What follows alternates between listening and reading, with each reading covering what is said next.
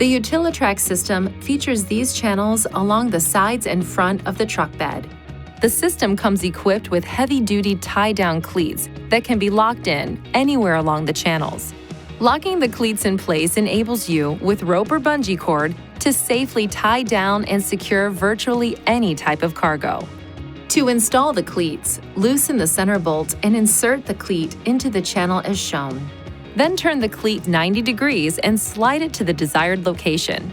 Position the cleats so the nubs on the bottom are fully seated in the channel. Now tighten the center bolt until the cleat is secure.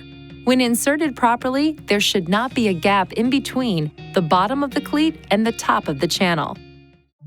Please see your owner's manual for important safety information, system limitations, and additional operating and feature information.